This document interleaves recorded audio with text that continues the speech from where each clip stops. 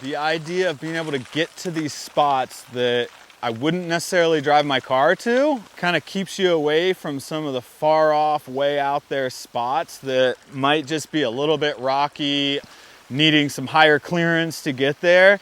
And that's where the gravel bike kind of comes in, as I'm able to get to way off spots and find some sort of adventure and connecting roads and vistas and things together.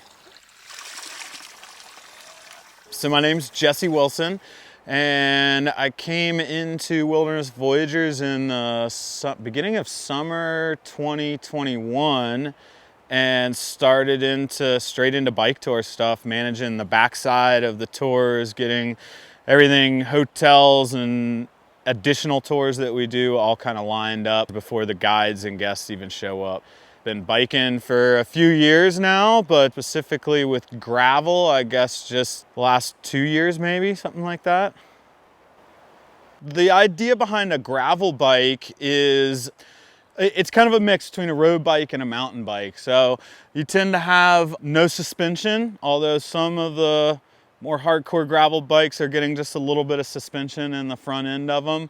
But otherwise, slightly wider tires so that you get a little bit more cushion and they can go on a more wider variety of terrain. Typically, you're gonna see drop bar style handlebars that come down, which kind of comes from the road bike side of things and gives you much more positions on the bike where you can change your hands up for really long style rides, and just a little beefed up version of a road bike essentially.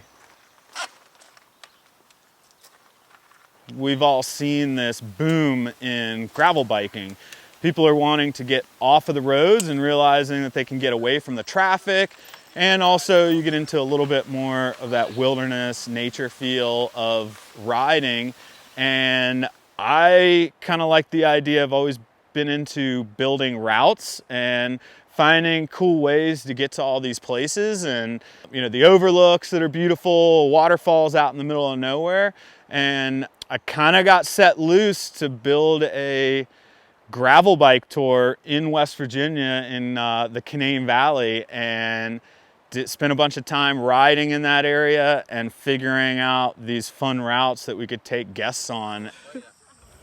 So our Backroads and Brews is a great introduction into gravel, where we're getting into some gravel sections. It's not too wild, kind of more down around the lakes and things like that. So we've got a great introduction feel to get out there onto some easier gravel versus straight to the big mountain stuff that West Virginia might offer a little more of. So being able to get out and try the gravel, dip your toe in just a little bit is kind of what we're looking for, to have some introductions to people and give them just a little taste of the gravel to see if they like it